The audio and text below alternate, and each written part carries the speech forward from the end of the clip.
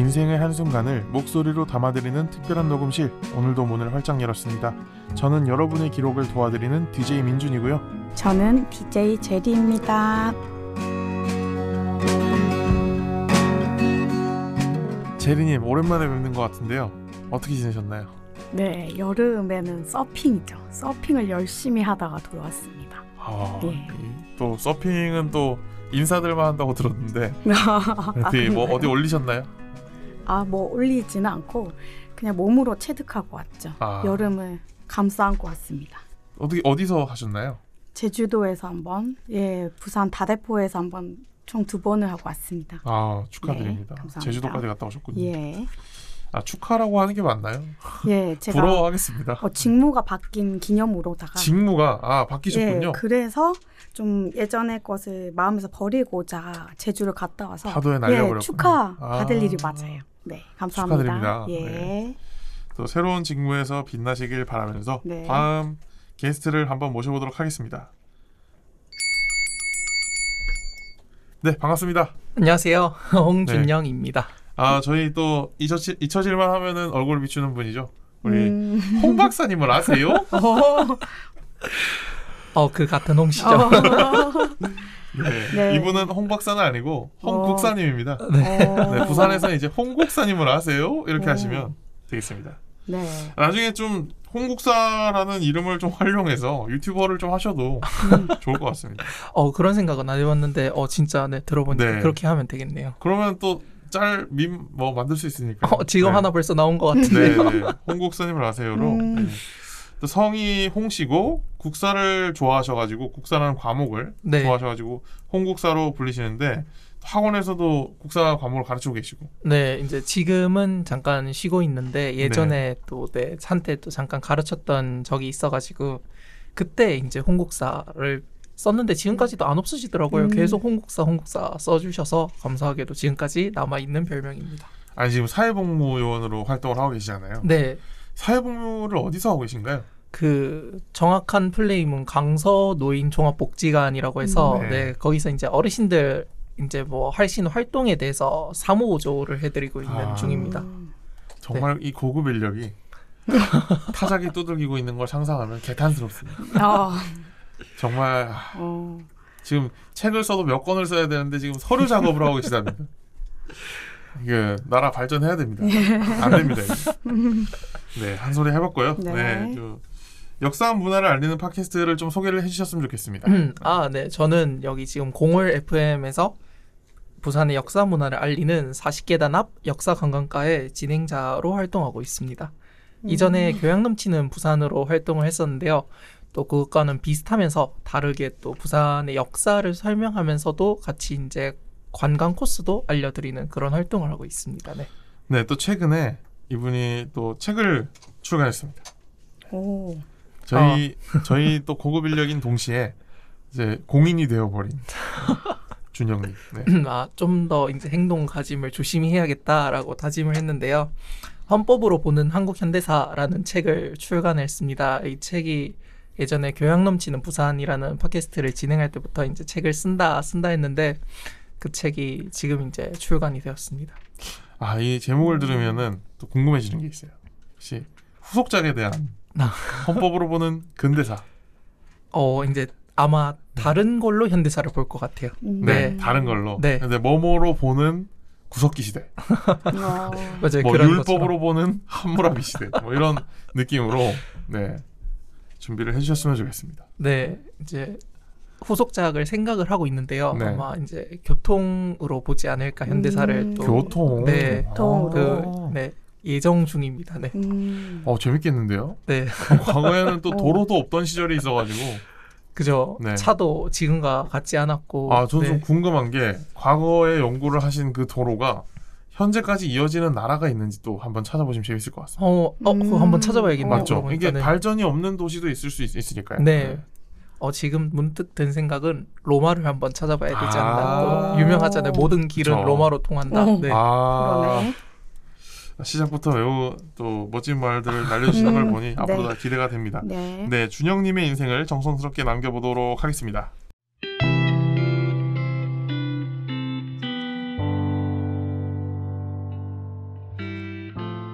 지금까지의 인생이 몇 % 정도 진행되었는지 알아보는 코너인데요.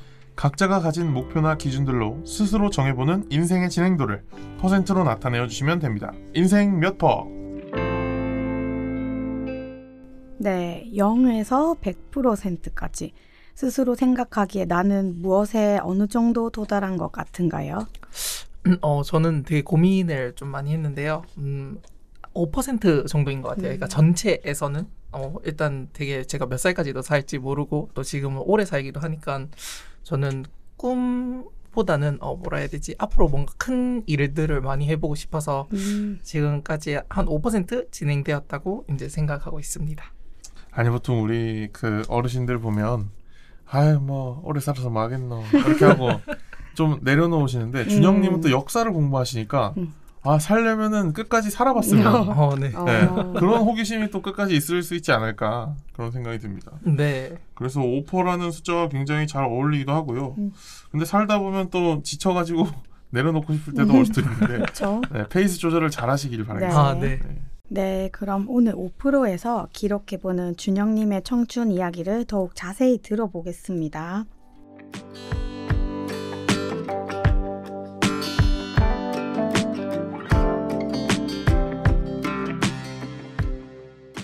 내 삶에서 가장 기억에 남는 베스트 순간, 최대 3가지를 소개하는 시간인데요. 태어난 순간부터 기억에 남는 가장 베스트 장면 3가지를 남겨주세요. 인생 3컷.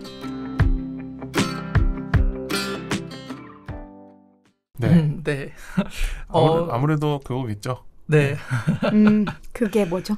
일단 책 출간이 저의 첫 이제 컷이 될 것 같은데요.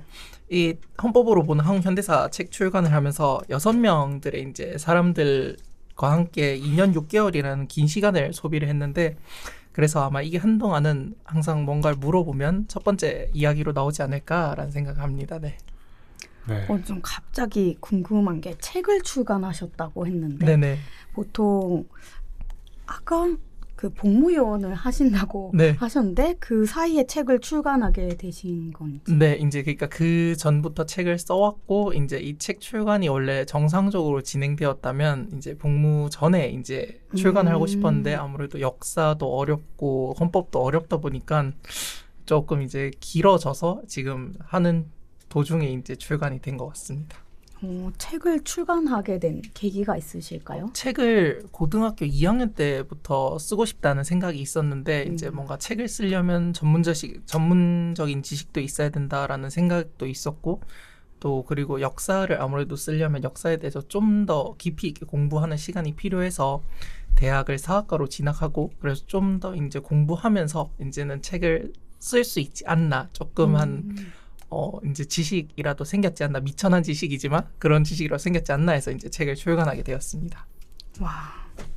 이게 책을 출간하셨다고 하니까 좀 이제 꿀팁 같은 걸 공유를 받고 싶은데 그 20대에 이렇게 책이 어떻게 만들어지고 팔리는지에 대한 그 지식이 막 엄청나게 있지는 않을 거잖아요. 맞죠. 네. 보통 어떻게 이렇게 진행이 되게 되는 건지 처음 시작부터 어떻게 발간이 딱 될 때까지 좀 함축해서 설명을 하자면 어떤 과정이 있었나요? 그게? 원래 아무것도 몰랐어요. 저도 이제 하면서 부딪히면서 많이 이제 깨달았고 한데 책을 혼자 출간할 수 있는 시대가 와가지고 요즘에는 독립출판이라 해서 뭐 교보문고 산하에서도 출간을 할 수 있고요. 북쿠크라는 곳에서도 이제 출판을 할 수 있는데 일단 원고가 있어야 돼요. 그 디지털 형식의 한글 파일이나 뭐 PDF 파일에 원고를 이제 그 출판사 대행을 해주는 곳에 넘기면은 그분들이 이제 오탈자를 검수하진 않고 본인들이 이제 출판을 대행해 주니까 그 규격에만 맞으면 출간을 해주십니다.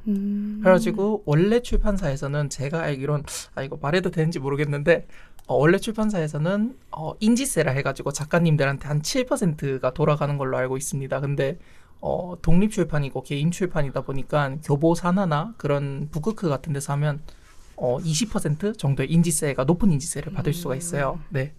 그런 과정이 진행됩니다. 사실 별 과정은 없어요. 그러니까 네. 그러니까 그런 거죠. 이제 오탈자 체크라던가 그런 거는 퀄리티를 올리는 작업을 본인이 직접 한다면 네.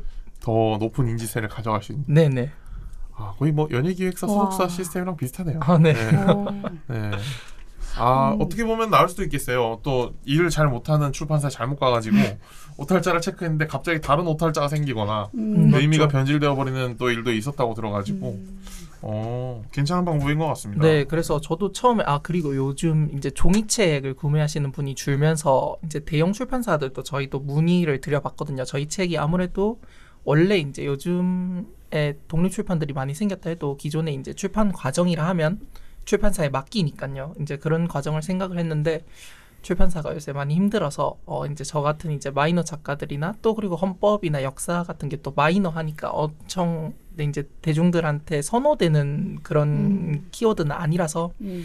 출판해내기 좀 어렵다 해서 이제 저희가 대안으로 생각했던 게 POD 출판이라 해서 이제 주문 제작형 출판으로 교보에서 출간을 하게 되었습니다. 네. 일정 수량이 차면 배송을 해주는 건가요? 아니에요. 그러니까 주문하면 한 권이라도 바로바로 이제 인쇄소에서 주문하는 순간 바로바로 이제 찍어내서 의뢰를 받아서 네, 한 4일 정도 걸리는데 조금 더 길게 걸리죠. 일반 책들보다. 대신에 이제 주문하는 순간 만들어지니까 따끈따끈한 책을 손에 받아보실 수 있습니다. 네. 괜찮은 방법인 것 같은데요. 네. 좋은 것 같아요. 네, 그래서 이제 저희가 마진을 많이 챙겨갈 수 있는 게 많이 남으니까요. 이제 왜냐하면 미리 원래 출판사들은 한 1000부면 1000부 이렇게 찍어놓고 팔아내는 시스템이라서 이제 또 남은 책에 대한 그런 이제 비용 처리도 있어야 되는데 저희 이게 그런 또 부담이 지구의 없으니까. 입장에서 봤을 때는 굉장히 또 시대의 흐름에 걸맞는 방법이 아니겠습니까? 네. 약간 즉석식품이라 해야 되나 그런 느낌이 있는 것 같아요. 네, 주문하면 바로 전자책으로도 지원이 되지 않나요?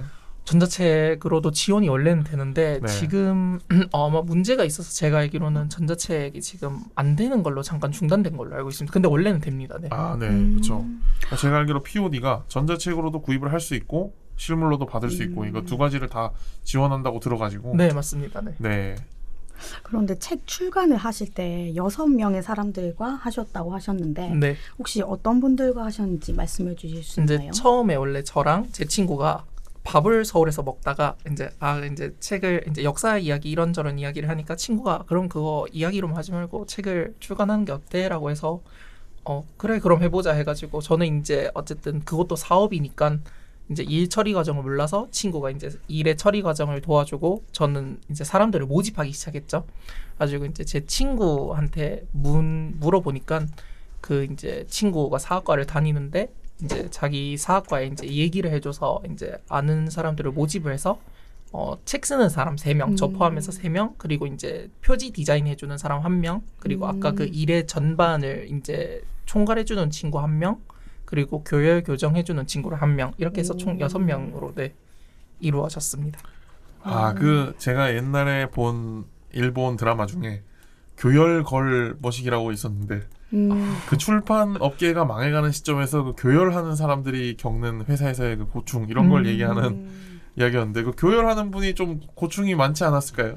또 사학과 관련하신 분이 아니어서 어떤 용어를 쓰는 거에 있어서 되게 좀 어려워하셨는데 그렇죠. 네, 그래도 잘 거침없이 잘 해냈습니다. 다행히도. 대단한 것 같습니다. 1인 기획사가 된 거네요, 거의.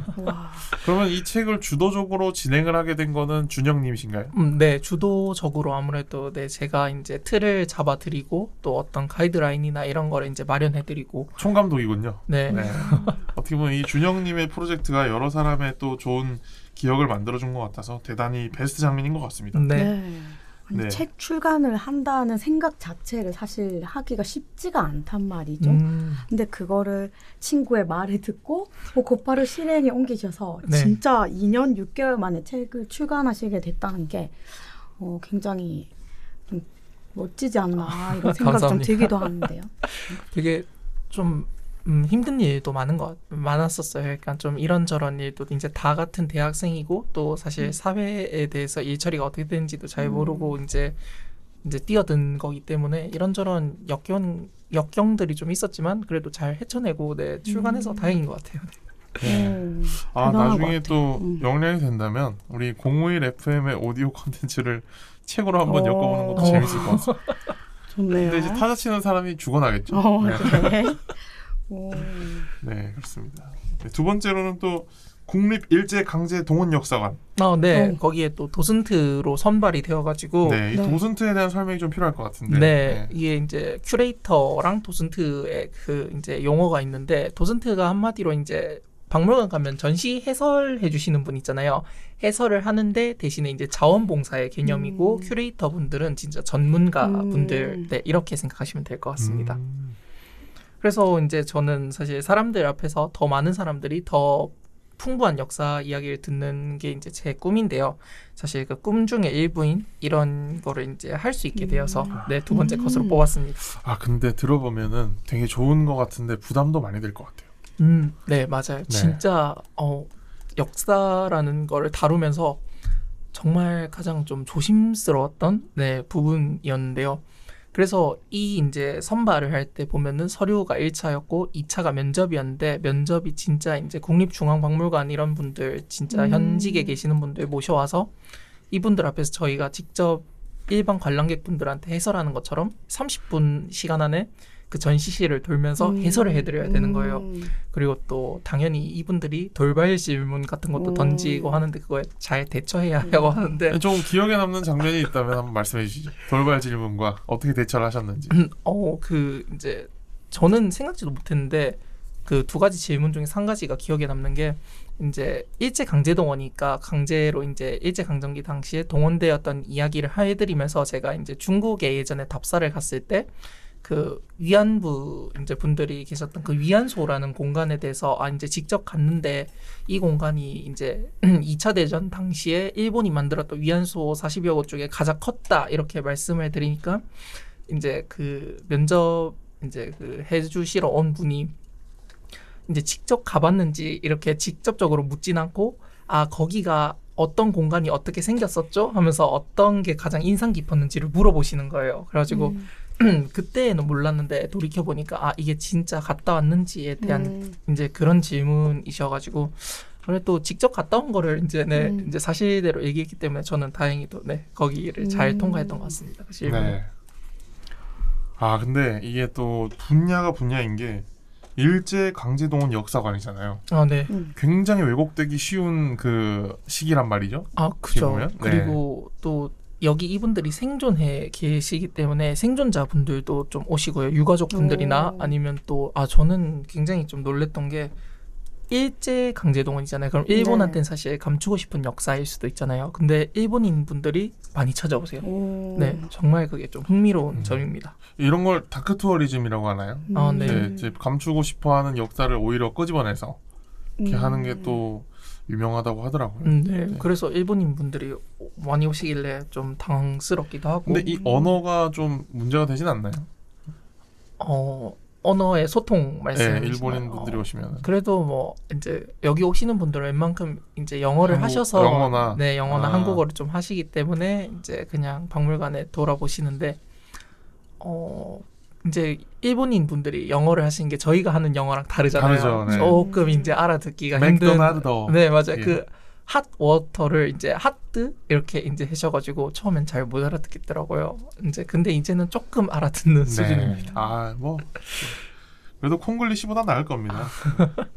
혹시 이게 중앙박물관 안에 있는 역사관을 말씀하신 건가요? 아니요. 부산에 그 국립일제강제동원이라 해가지고 박물관이 새로 생겨 있습니다. 어디에? 그게 한 남포동이었나요? 그게 저기 대연동 쪽에 있는데요. 유엔묘지 바로 이제 그 위에 있습니다. 유엔공원 그 위에 있어서 그 언덕에 위치해 있어서 되게 경치가 되게 좋습니다. 밑에 유엔묘지를 바라다보고 또 광안대교도 살짝 보이는 그런 뷰를 가지고 있습니다. 이게 또 잘 마케팅하면 새로운 이색 데이트 장소로 역사도 알아보면서 여친에게 강제동원 당하는 남친들이나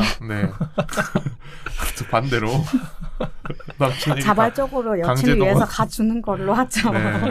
또 우리 엄마가 또 강제동원을 많이 당하셔가지고 엄마를 위로하는 시간이 되었으면 하겠습니다. 네, 또 세 번째로 부모님 댁에서 독립한 지 1년 정도 되었다고 하시는데 독립을 1년 전에 하셨군요. 제가 예전에 뵀을 때는 또 독립을 안 했던 기억이 있는데. 네, 그게 아마 작년 3월에 이제 방송하러 이제 왔던 거, 작년 6월쯤인가요? 한 3월에서 6월 사이에 이제 작년에 방송하러 왔던 걸로 기억하는데, 그 이제 직후에 독립을 했었습니다. 그래서 지금 이제 1년 한 1, 2개월 정도 되는데요.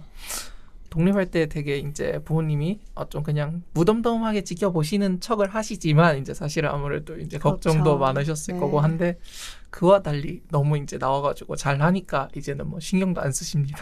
네. 혹시 독립을 하게 된 계기가 있으신지? 아무래도 이제 머리가 크고 하다 보니까 이제 아버지랑 이제 또 의견 대립이 있고 이러다 보니까 그냥 이제 또 중간에서 엄마가 항상 또 부딪히니까 그래서 그럼 이렇게 된 거 나와야겠다. 어차피 또 되게 잘 돌아다니고 이제 영혼이 자유로워요, 제가. 그래서 자유로운 영혼. 네, 그래서 어디에 속박되는 거 별로 안 좋아하고 해서 그럼 이제 나와야겠다. 이래서 그래서 겸사겸사 나왔습니다. 이제 나의 삶을 꾸려가 보자. 네. 굉장히 공감되는 게 이게 엄청 옛날부터 네. 우리 그 그리스 로마 신화에도 나온 얘기지만 항상 이 자식들은 부모님의 그 강압에 못 견뎌가지고 반란을 일으키고 준영님도 머리가 커서라고 표현하셨죠. 저도 마찬가지로 이게 아버지한테 배웠던 게 이제 시대가 지나니까 조금씩 틀렸다는 걸 알게 되고 또 맞는 것도 있지만 우리는 또 새로운 시대를 살아가니까 그죠. 난 또 이 시점에서 두려운 게 나중에 내가 만약에 자식을 낳으면 내가 과연 이들에게 틀린 부모가 되지 않을 수 있을까? 고민이 되면서 지금의 경험이 굉장히 소중한 경험이 될 것 같다는 생각이 듭니다. 네. 이제 직접 몸소 배우니까 이제 또 할머니랑도 같이 살았어서 할머니가 이제 생활에 쓰셨던 그런 지혜들을 이제 꿀팁들을 이제 받아가지고 쓰면은 어른들이 왜 이런 데서 이렇게 쓰는구나를 그쵸, 알게 되는 이해가 가기도 하고 방법은 틀렸어도 왜 그랬는지는 알게 되고 그런 시기가 이제 어른이 되어가는군요. 네. 그렇습니다. 조금씩 수염도 좀 빨리 자랄 것 같고 그렇습니다. 독립을 하면 사실 먹는 문제가 조금 제 관심사일 수도 있고 잘 드시는지. 네, 되게 어머니가 이제 걱정하셨던 부분이 아무래도 나가가지고 잘 챙겨 먹겠나 했는데 혼자서 밥도 해 먹고 혼자서 나물 이제 뒤에 구포시장이거든요. 시장이 이제 큰 시장이 있으니까 혼자 이제 나가가지고 이제 나물 사가지고 나물 막 만들어 먹고 또 식혜도 이제 만들어 먹고 이제 꿀팁 식혜까지. 할머니한테 이제 꿀팁 받아가지고 그러니까. 뭐 이제 걱정을 안 하세요. 이제 알아서 잘 먹는구나. 구포시장이 퀄리티가 굉장히 좋아요. 네, 맞아요. 부산에 있는 시장 중에 가장 퀄리티가 좋은. 규모가 큰가요? 규모라기보다 그 동네에 들어오는 도매처들이 좀 좋은 도매처들이 많이 들어오는 걸로 알고 있습니다. 맞는 거. 입지적으로 또 그런 위치에 있잖아요. 네, 그죠. 아무래도 사방으로 연결되어 있으니까요. 들어오고 나가기 좋은 곳에 있으니 구포역도 있고 뭐 발달을 해 있어가지고 시장도 오래됐고 우리 옛날에는 또 게시장으로 유명했지만 그렇죠. 게시장? 정비 사업을 하게 되면서 또 많이 나아졌다고 들었습니다. 훨씬 나아져가지고 이제 뭐 그런 것도 파는 데도 없어지기도 했고 냄새도 안 나고 그죠. 많이 좋아졌죠. 네, 오히려 또 아이들이 뛰어놀 수 있는 곳으로 탈바꿈됐다고 듣긴 했습니다. 네, 여기까지 준영님의 인생 3컷 들어보았는데요. 다음으로 극복의 순간을 떠올려보는 코너로 넘어가 보도록 하겠습니다. 극복 3컷 시간입니다. 극복 3컷에서는요. 지금까지 살아오면서 기억에 남는 극복의 순간을 최대 3가지 얘기해 주시면 됩니다. 어려운 일이 생겼거나 뜻하지 않은 위기를 이겨내본 적, 사소한 극복 이야기 무엇이든 좋습니다. 네, 이 극복 이야기가 많은 변화가 있었을지 궁금합니다.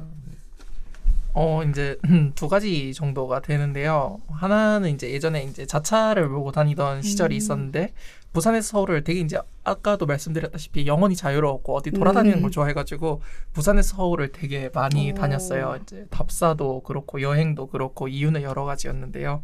근데 장거리를 달릴 때는 보면 이제 제가 가진 차가 레이였었는데 레이는 기름통이 크지 않아서 한 번 이제 부산에서 넣고 서울까지 이제 가면 서울에서 다시 넣어야 됐어요. 이제 그렇게 되면 다행이고 아니면 중간에서 또 넣는 경우도 있었는데요. 한날은 무슨 생각인지 모르겠는데 그냥 서울에서 출발해서 내려올 때 기름통도 안 보고 기름이 얼마나 많은지도 모르고 쭉 내려오다 보니까 충주쯤인가? 지나서 아차 싶어서 이제 사람이 그럴 때가 있잖아요. 뭔가 일을 하다가 촉이 오죠. 네, 하고 기름통 봤는데 이미 기름통에 불이 들어와 있어요. 큰일 났다. 왜냐면 다음 역에서까지도 되게 좀 거리가 멀리 남아있던 상황이었기 때문에 진짜 그때까지 이제 그 당시 이제 들었던 어떤 차에 기름을 좀 적게 먹이는 그런 방법들을 다 총동원해가지고 주유소까지 다행히도 차를 몰고 갔던 기억이 있는데요. 되게 식은땀이 처음으로 이제 그렇게 등에서 그쵸? 많이 흘러봤던 네, 경험이 네. 있습니다. 저도 똑같은 경험이 있어요. 강원도에서 네. 이제 통일전망대 쪽으로 가는 길에 한참을 달려야 되거든요. 거기에는 네. 직진으로 아주 몇 킬로를 달려야 되는데 기름이 없고 불이 뜨는 상황이 생겨서 저도 그 상황을 처음 맞으니까 네. 너무 당황해서 혹시나 꺼질까 봐 그죠? 얼마나 갈지 몰라서 지금 준영님이 말씀하시는 거를 듣고 그때 약간의 공포감? 네. 혹시 사고라도 나면 어쩌나 별의별 생각이 들었던 기억이 있는데 다행이었네요. 그게 그때 이제 한창 이제 차를 사고 공부를 해서 이 기름통에 뭐 불이 들어와도 뭐 50km는 간다 이렇게 이제 알고는 있었는데 문제는 언제 기름통에 불이 들어왔는지를 그렇죠. 모르니까 이게 도대체 이걸 큰일 났다라는 생각밖에 안 들더라고요. 네. 저는 실제로 도로를 달리다가 네. 기름이 다 달았던 적이 있어요. 멈췄나요? 멈추는 줄 알았는데 그 속도 그대로 가긴 가더라고요. 갓길에 댈 수 있을 정도로 가긴 가요. 다행이네요. 다행이다. 네, 그러니까 팍 멈추는 게 아니라 그냥 브레이크 풀고 있으면 그냥 쭉 가는 거예요. 네, 그대로. 근데 브레이크를 사서히 밟으면서 정지를 할 수 있게. 그래서 브레이크가 꺼지면 이렇게 되는구나. 네, 느꼈어요. 한 번씩 다 이렇게 경험을 해봤네요. 저는 왜 불안한 상상을 했거든요. 갑자기 여기 멈추고 그쵸? 뒤에서 차가 박아서 그런 날라가지고 상상을 똑같이 해봅니다. 똑같이 하거든요. 네, 똑같이 근데 합니다. 그냥 네. 가요. 다행히도. 네, 가는 길 그냥 가고 계속 덜덜덜 떨린 상태로 그렇죠. 갑니다. 네, 그래서 뭐 또 콜센터에 전화하면 그 보험사에서 1년에 5번까지 기름차가 와줍니다. 그러면 또 먹고 살 만큼의 기름을 딱 넣어주고 갑니다. 근데 저는 하필 렌트였거든요. 그린 네. 초록 말씀하셔도 됩니다. 네, 그린카에서 차를 빌렸었기 때문에 뭐 보험 전화 어디다 해야 되는지도 모르고 굉장히 혼자 또 당황스럽죠. 타고 있어가지고 그린카에서 빌렸으면 그린카에 전화하면 해결이 되는데 기억이 안 납니다. 그렇죠. 네. 왜냐하면 우리가 개인 소유주가 아닌 경우에는 차 맞아요. 주인이 신청을 해야 돼가지고 나와줍니다. 네. 그렇구나. 네. 두 번째로는 또 독립기념관에서 중국으로 답사를 가셨다고. 네. 그게 이제 저번에 이제 여기 방송 출연했을 때 아마 한번 소개를 했었던 것 같은데 2019년에 이제 있었던 일인데요. 독립기념관에서 중국으로 답사를 갔다가 이제 난징에서 비행기에 타고 인천으로 와서 또 이제 인천에서 집으로 와야 하니까 또 김포에서 비행기를 부산까지 타고 와야 하는 일정이었는데요. 이제 어쨌든 저희는 독립기념관에서 이제 당시에 이동했을 때는 소속이 독립기념관 소속이었기 때문에 인천에서 다 같이 헤어지고 이제 인천에서부터는 따로 왔어야 하는데 당연히 이제 비행기를 타고 또 비행기를 타는 건 태어나서 처음 있는 일이었거든요. 그래서 그리고 공항이 출발하고 도착하는 공항이 다르니까 그래서 여유를 한 3시간 정도 뒀어요. 그 정도면 충분하겠지 싶어서 왜냐하면 인천에서 보니까 공항철도 타고 한 40분이면 김포에 도착하더라고요. 그래서 괜찮겠지 했는데 이게 난징에서 비행기가 연차 이제 지연 출발을 해버린 거예요. 거의 진짜 태어나서 그렇게 오래 뛰었던 순간이 처음이었던 것 같아요. 진짜 계속 이제 인천에 내려가지고 그 독립기념관 같이 답사 갔던 분들이랑 이제 빠이빠이 할 시간도 없이 저 먼저 가겠습니다 하고 네, 그 캐리어를 챙겨서 들고 인천에서 이제 택시 타는 데까지 뛰었고 기사님한테도 말씀드리니까 이거 빠듯할 것 같은데 하면서 진짜 최대 속도를 밟아주시더라고요. 고속도로였는데도. 김포로. 네, 김포로 내려오는. 그래가지고 진짜 비행기를 그렇게 촉박하게 타본 적이 처음이에요. 거의 문 닫히기 한 10분 전에 올라탄 것 같아요. 약간 그 장면 생각나는데요. 이말년님의 만화 중에 청와대로 간다라고 했던 짤이 있는데 네. 버스 기사가 그 실미도라는 영화에서 엄청 비장한 표정으로 이제 청와대로 돌진하는 그 버스 기사의 짤이랑 이제 합쳐져가지고 택시 기사님 눈빛이 그런 게 아니었을까. 네. 갑자기 사명감을 가진 드라이버가 되는 거죠. 진짜 그 어떠한 농담이나 이런 것도 안 던지고 진짜 택시 탔을 때 저는 머릿속에 오로지 김포에 가서 무조건 비행기, 왜냐면 그 비행기가 그날 부산 내려가는 막 비행기였거든요. 마지막 비행기라서. 이거죠. 네. 청와대로 간다. 네. 저 장면이 아니었을까. 아마 저랬었던 거. 아니 이게 웃긴 게 뭐냐면 저도 그런 경험을 한 적이 있는데 택시 기사님들이 사실은 그냥 자기 잘못이 아니에요. 그죠. 늦으면 그냥 본인 늦는 거예요. 맞아. 근데 맞아. 이상하게 이 사람이 늦으면 우리 집에 무슨 일이 날 것처럼 가주시거든요. 맞아. 고속도로였지만 택시가 정말 고속으로 달렸다는 그런 기억이 있습니다. 네. 아니 저는 며칠 전에 제주를 이제 가기 위해서 7시 비행기를 놓치고 그 다음 1시 비행기도 또 놓칠 뻔한 거예요. 제 여유를 부리다가. 제주 가는 것도 사실 그렇게 저도 급박하게 택시를 타고 가는 도중에 심장이 벌렁벌렁 했는데 네. 외국에서 이제 한국을 와야 되는 그런 네. 상황이었죠. 다행히도. 네, 다행히도. 달려서 이렇게 또 타시고 했던 순간이 잊혀지지 않을 것 같아요. 그 장면이 더 오래 지금 가는 게 그 김포에서 이제 부산 오는 비행기를 탔는데요. 이제 김포에서 제가 이제 거의 마지막 자리였어요. 그러니까 비행기를 타면 보통 저는 이제 중간 자리를 끊는데 맨 뒷자리에서 바로 앞줄이었는데 제가 타고 이제 그 뒤에 저는 그걸 처음 봤어요. 이제 아마 잘못된 이제 범죄자였던 것 같아요. 그러니까 이제 그분을 이제 이송하는 과정이었나 봐요. 그래서 양쪽에 아마 경찰분이셨던 것 같은데 그 사복 입은 분들이 이제 그 수갑을 찾는데 그걸 안 보이게 하기 위해서 그 위에 수건을 두르고 이제 그 사람을 이제 한 명 연행하는 장면을 비행기 안에서 네 저희 뒷좌석에 타가지고 이제 제가 바로 맨 뒤에 앞줄이었기 때문에 되게 근데 좀 떨리더라고요. 그래도 이제 내 뒤에 범죄자가 타고 있고 연행되어 가는데 무슨 일이 일어나진 않을까. 네. 그런 마음을 또 졸이면서 또 내려왔던. 보기 힘든 장면을 좀 보셨던 네. 것 같아요. 네. 약간 긴장도 하셨다고. 네. 좀 긴장됐죠. 아무래도 또 이 인상이 좀 험상 깊게 생기셨더라고요. 네.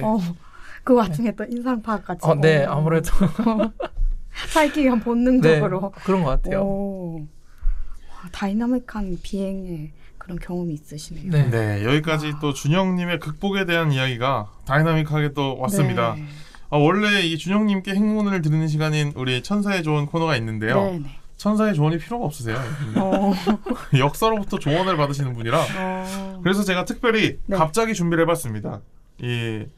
보니까 여기 한국에서 유명한 논술 문제들이 정리가 되어 있는데 우리 책을 쓰신 정도로 이제 역사적 지식이 해박하신 분이니까 오늘 좀 난처하게 질문을 좀 몇 가지 드려보겠는데 자 1번부터 7번까지 있습니다. 네. 이제 원하시는 번호를 고르겠습니다. 와 이런 뽑기 초등학생 이후로 처음 해보는 것 같은데 1번에서 7번 중에 하나 고르셔가지고 집요하게 묻도록 하겠습니다. 3번 하도록 하겠습니다. 3번 네.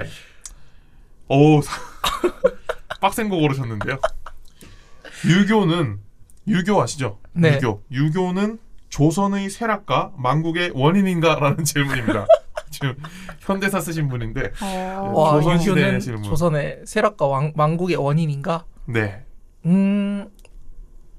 한 축으로는 크게 작용했다고 생각합니다. 네. 좀 풀어주시죠. 이제 아무래도 유교가 조선 초기가 아니라 조선 이제 중기쯤 들어오는데 제가 알기로는 그래서 고려 후기부터 조선 초기까지는 되게 뭐 여성의 사회적 어떤 행동이나 행위에 대해서 규제가 크게 없었던 걸로 알고 있어요. 보면은 고려 후기에는 이제 지금은 보통 이제 집에 장남이 제사를 지내면 고려 후기 때 이제 사료들로 보면 조선 초기까지도 그랬지만 조선 초기의 사료들도 그렇고 뭐 장남이든 이제 장녀든 남자와 여자가 이제 돌아가면서 제사를 지내기도 하고 근데 지금 보면 거의 다 장남들이 제사를 지내잖아요. 그런 어떤 형식과 틀이 갖춰지는 그런 유교적 시스템이 들어오는 게 조선 중기인데 그러면서 처음에는 이제 유교가 되게 이제 사회적으로 잘 받아들여지고 활용을 잘했지만 그게 가면 갈수록 뭔가 이제 남자와 여자의 어떤 질서를 구분을 하고 또 신하와 군주의 질서도 딱딱 이제 지키면서 사람들이 틀에 갇히는 사고를 하게 되고 틀에 갇히는 행동을 하면서 뭔가 유연하지 못했던 것 같아요. 조선 후기로 가면서 좀 더 그런 것들이 어떤 규범이나 틀이 좀 더 심해지고 결국에 유연성에 대처를 못해서 이제 조선의 망국의 길을 걷는데 한 축으로 작용했지 않나라는 어찌 보면 그런 게 또 대외적인 그 다른 국가들과의 교류에도 크게 작용을 했을 거라고 생각을 하시죠? 네, 저는 그렇게 또 생각을 합니다. 쇄국 정책 네. 뭐 이런 거. 네. 저는 역사의 지식은 짧지만 이런 쇄국 정책 하나는 기억나네요. 네. 또 흥선대원군이 또 이제 또 척화비를 세우고 이제 서양의 사람들과 문물을 받아들이지 않겠다. 네. 그 시기에 옆 나라는 굉장히 많은 교류를 하면서 그죠. 또 그런 발전을 이루고 또 이제 당시에 보면 우리나라는 군주 집권이었지만 또 서양에는 이제 철도가 달리고 또 지하철도 달리는 그런 시대였으니까요. 네. 아무래도 유연성의 문제도 있지 않나라는 생각을 해봅니다. 근데 또 이게 뭐가 맞다고 할 수는 없지만 네. 그 주변이 발달을 한다고 해서 우리가 발달을 따라서 해야 되는가? 네. 만약에 이게 그런 상상을 해보죠. 전쟁이라는 게 안 하기로 약속이 된다면 옆 나라가 발전한다고 해서 우리를 침범하지 않는다면 그런 측면에서 봤을 때는 어떨까요? 이제 그렇게 가정을 하면 이제 굳이 우리도 안 따라가겠지만 또 인간 심리가 또 이제 또 제가 들고 있으면 우리도 가지고 싶고 또 욕심이란 게 있으니까요. 사람 심리에는. 그래서 또 아마 좀 받아들일 수밖에 없는 받아들일 수밖에 없는 구조였고 본능적으로 아무래도 또 약한 사람을 또 찾는 시대였고요. 그 시기가 또 보면 제국주의의 시대 해가지고 강자들이 또 이제 뛰어다니던 시대였고 해서 아마 조선도 받아들여야 하지 않았나라고 저는 생각을 합니다. 이번에는 또 그냥 제가 개인적으로 생각하던 질문을 하나 던지겠습니다. 네. 어려울 수도 있고 쉬울 수도 있습니다. 제가 생각하기에 우리가 살고 있는 한국은 굉장히 역사적으로 어디 이리 당하고 저리 당하고 동네 북이었던 걸로 기억을 합니다. 그렇다면 우리가 만약에 동네 북이 아니라 천하를 호령하는 국가였다면 우리가 반대로 지배자였다면 어떤 그림들이 연출이 됐을까? 지금 우리는 어떻게 살고 있을 것이며 또 지금은 사실 우리가 뭐 이순신 장군이나 뭐 이런 국가를 수호한 사람들을 굉장히 숭배하잖아요. 근데 일본은 침략한 사람들을 숭배하잖아요. 도요토미 히데요시나 그런 걸 보면 이게 어떤 게 좀 자연스러운 것인가 한번 이제 제가 지금 요새 읽고 있던 책이 한중일이 이제 함께 쓴 동아시아 근현대사라는 책인데요. 이제 저희가 아무래도 반도적 위치에 있잖아요. 삼면이 바다로 둘러싸인. 그러다 보니까 이제 사람들이 하는 말이 이제 원래 반도인 국가는 이제 이탈리아나 로마처럼 그 이제 주변에 패권국이 될 수도 있고 아니면 우리나라처럼 이제 주변에 이제 발판이 되는 그런 나라가 될 수도 있는데 우리가 아마 패권국이 됐더라도 다른 나라를 침략하지는 않고 뭔가 주변 나라에 분란이 있으면 중간에 이제 패권국이니까 그거에 서서 아무래도 또 이득도 취하면서 또 주변의 분란을 정리해주지 않았을까라는 생각을 하는데요. 왜냐하면 우리나라는 지난 역사 동안 3,000번의 침입을 이제 대충 받았다 이런 이야기를 하거든요. 이제 대충 셌을 때 단군왕건부터 해가지고 저희들이 그런 이야기를 한 3,000번 정도 침략을 받았는데 그러면서 이제 우리가 굳이 이악 물고 쳐들어간 적은 없다 이제 이런 이야기를 해요. 보면은. 그래서 그런 거를 봤을 때 우리가 이제 패권국이 됐더라도 그렇게 이제 쳐들어가고 침략은 없었지 않았을까. 어느 정도 민족의 성향이 그렇다고도 해석을 할 수가 있겠네요. 살짝 성향도 또 좀 그런 게 있는 것 같아요. 뭐 끽해봐야 대마도 정벌이 다인 것 같은데.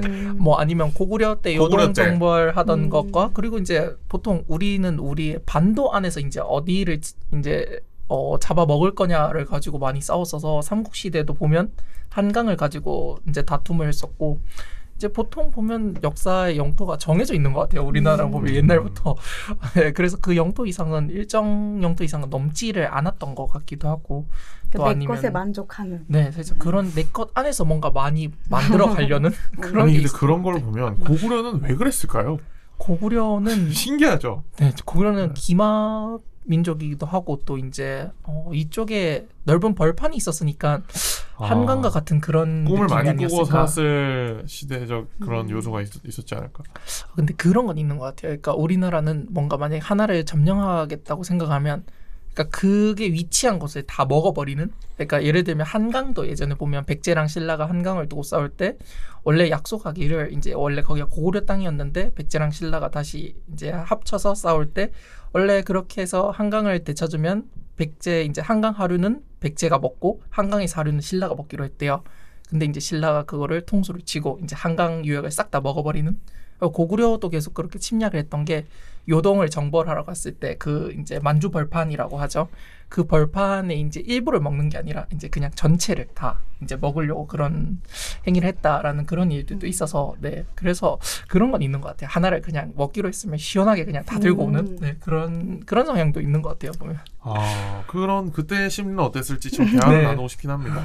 제가 예전에 좀 하나의 그 역사를 볼 때 충격적인 그 개인적으로 생각한 사건이 있었는데 저는 이제 나라 지도 보면 역사 지도 보면은 뭐 점령한 거를 이렇게 그림이나 색깔로 나타내잖아요. 이렇게 구역을 정해가지고. 근데 옛날에는 그 다 통치한 게 아니라 굉장히 그 작은 성들이 그 구역을 정하는 거였다고 하더라고요. 실제 사람들이 살아있는 그 면적을 보면은 턱없이 작은데 굉장히 크게 묘사되는 그런 것들을 보면서 이게 사실 뻥튀기일 수도 있겠구나.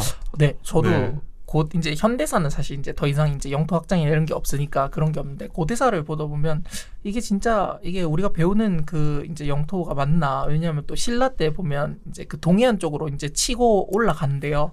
실제로 그 땅에 대한 통치를 못해서 다시 고구려한테 몇 년 뒤에 반납하기도 하는 그런 사건도 있었거든요. 그렇죠. 그래서 보면 우리가 배우는 저 영토의 넓이가 실제로 그 당시에 통치했던 관리가 됐을까? 네, 그런 생각을 저도 의문을 좀 붑니다.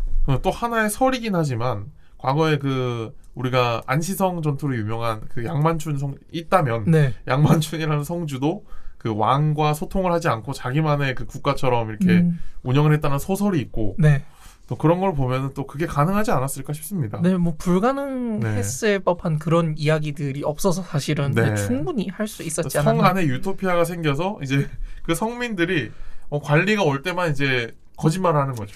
뭐 이렇게 산다. 그렇게 할 수 있지 않을까? 네, 충분히 뭐 다 보고받고 이러던 시절도 아니었고 또 뭔가 정보를 전달받으려면 한참 걸리던 세월이라서 충분히 그럴 수 있었지 않았나라는 생각도 해봅니다. 어찌 보면 또 작은 도시국가들의 연합이라고 칠 수도 있겠네요. 그죠. 지금의 국가체는 아니었으니까요. 그 시절이. 그렇습니다.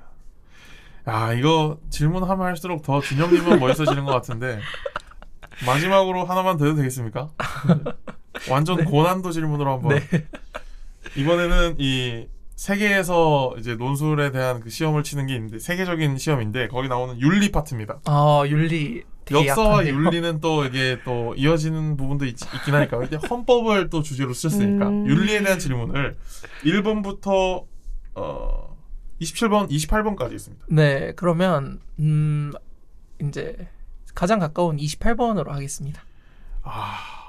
또 어렵나요? 네. 이건 윤리가 아니라 철학인데요. 짧습니다. 타인을 이해할 수 있는가? 아니요. 저는. 쉽게 대답하시는데요? 되게 많이 했던 그 고민이었던 것 같아요. 그러니까 뭔가 사람 만나는 걸 좋아했고 지금도 좋아하고 앞으로도 이제 그와 관련된 직업을 하지 않을까라는 생각을 하고 저는 이제 또 역사라는 학문이 사람들의 이야기가 뭉쳐져서 이제 만들어지는 학문이라고 생각하기 때문에 근데 타인에 대한 이해가 아까 질문이 뭐였죠? 타인을 이해할 수 있는가? 타인을 이해할 수 있는가? 저는 그러니까 완벽한 이해는 힘들다고 봐요. 왜냐하면 소크라테스가 예전에 나 자신을 알라 이제 이런 얘기를 하는데 사실 그 말이 나온 배경도 이제 본인도 본인을 잘 모르는데 과연 남을 이해를 할 수 있을까? 이제 제가 말하는 이해는 완전한 이해를 말하는데 뭐 일부 공감 가는 이제 그런 부분들도 있겠지만 살아온 환경도 다르고 그렇기 때문에 좀 힘들지 않을까라는 생각이 듭니다. 저는. 그러니까 자기식대로 좀 해석을 하려고 하는 게 나타날 수 있겠다 이렇게도 들리네요. 네, 아무래도 이제 사람이 이제 본인 주관적인 게 이제 좀 있으니까요. 그러니까 사람의 어떤 본성이 원래 본인 이제 원눈에 뭐만 보인다고 이제 본인이 살아온 이제 시대나 어떤 그런 배경의 위치에서 같은 이야기를 들어도 또 다르게 이해를 할 수 있기 때문에 그건 좀 어렵지 않나라는 생각을 합니다. 네, 또 막힘없이 술술 얘기하는 거 보니까 좀 굉장히 짜증나네요. 어려운 질문이었는데 어떻게 저렇게 말을 잘하나. 확고한 의견으로 이렇게 간단하게 정리를 해주신 것 같아요. 제가 정리를 당한 기분인데 그렇습니다. 네, 이렇게 또 천사의 조언 대신에 천사의 질문으로 1000가지 질문으로 한번 가봤습니다. 마지막은 또 소개를 해주시죠. 마지막은 항상 서로를 칭찬해주면서 이제 마무리하는 시간을 가지고 있는데요. 칭찬 마켓 시간입니다. 네, 칭찬 마켓에서는요. 저희가 기억하시는지 모르겠습니다. 각각 칭찬 드리면 또 저희를 각각 칭찬해 주시는. 어렴풋이 기억은 납니다. 네, 저희를 먼저 각각 칭찬해 주시면 저희가 일단 이제 민주님은 한번 해봤었던 이제 진행자분이시고 제리님은 이제 처음 이제 진행자 이제 해보시는데 두 분 다 민주님한테 예전에 느낀 것도 그랬지만 두 분 다 되게 진행자로서 이제 막힘없이 진행을 잘해주시는 것 같아요. 그러니까 그래서 부담스럽지 않고 편하고 또 중간에 맥이 끊기거나 이런 게 없어서 되게 저도 이제 처음 참여했지만 어쨌든 이제 이 방송엔 처음 참여했지만 되게 이제 첫 참여 같지 않은 그렇게 이제 말을 술술 할 수 있었던 것 같아요. 감사합니다. 그러면 제리님께도 칭찬을 해주셨나요? 같이 같이. 해주셨어요. 그러면은 제가 먼저 이제 준영님을 처음 뵀는데 또 역사를 공부하신다고 하고 하셔서 약간은 조금 조용하시지 않을까 생각했는데 항상 이제 밝은 미소를 이제 보여주시면서 말씀을 해주시니까 조금 더 상대방도 편안하고 조금 이해하기 쉬운 이런 부분들이 있었어요. 뭔가 좀 어렵지 않을까? 좀 제가 이해를 못하지 않을까? 역사 지식이 좀 짧다 보니 그런 조금 긴장감이 있었는데 전혀 그런 거 없이 이런 분이라면 계속 역사 쪽으로 이제 관련 직업을 해주시면 다른 분들도 네. 좀 즐겁게 역사를 알 수 있지 않을까라는 생각을 조금 가지게 됐어요. 네. 저는 또 오늘 확실히 느낀 건데 항상 그런 느낌이 들었어요. 준영님을 봤을 때 소위 우리가 지식인이라고 표현을 할 수 있는 그 분야에서 관심을 갖고 활동을 하시잖아요.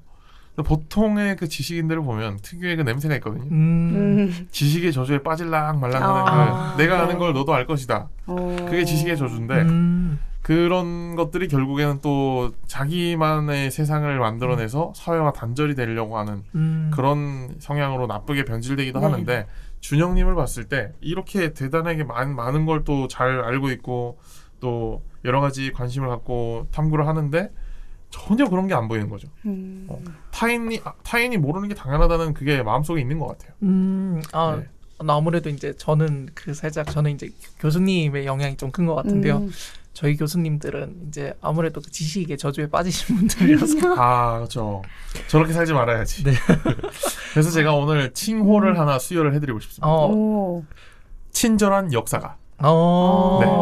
뭔가 게임의 캐스트 하나 이제 깨면은 그 주는 그렇죠. 그런 칭호를 수여를 해드리도록 잘 맞는 것 같아요. 네, 괜찮은 것 같아요. 친절한 역사가 홍 박사. 네. 그렇게 이어집니까? 네. 홍 박사? 이게 칭찬이 마음에 드셨나요? 네, 괜찮은 것 같아요. 네. 처음 들어봐요. 저렇게 친절. 근데 많이 예전보다도 좀 많이 변화된 것 같기도 하고요. 제가 그러니까 예전에는 살짝 그런 감이 있었어요. 이제 남들도 이제 당연히 알거나 아니면 뭔가 내가 아는 게 당연하다고 생각을 했는데 그런 게 많이 깨진 것 같았어요. 아무래도 책을 쓰고 하면서. 네. 그래서 저는 약간의 미래를 조금 점쳐보자면 오늘 천사의 조언을 못했으니까요. 제가 점쳐보자면 친절한 역사가라는 책이 마지막에 준영님의 그 인생 에세이로 나오고 돌아가시면 그래서 이제 그 내용이 역사 없는 역사책인 거죠.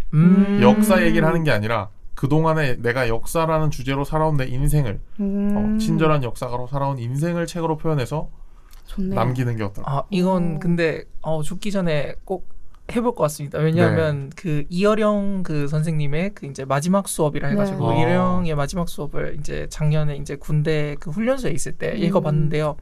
살짝 그런 것 같았어요. 그분도 철학자시고 한데 이제 철학 없는 철학을 이야기하시는 것 같더라고요. 본인 인생의 어떤 거를 이제 비유를 하면서 저도 그런 책을 죽기 전에 꼭 써보는 날이 오지 않을까 생각합니다. 인스타에 프로필에도 추가하시고요. 네. 알겠습니다. 네, 이렇게 오늘 준영님과 함께한 인생 레코드 부산 25번째 시간이었는데요. 오늘 즐거우셨나요?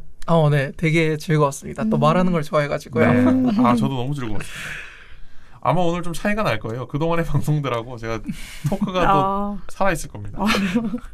오늘 또 마지막으로 명언 선물 드리면서 인사를 드리도록 할 텐데요. 오늘 명언은 윈스턴 처칠 선생님께서 하셨던 말씀을 가져와 봤습니다.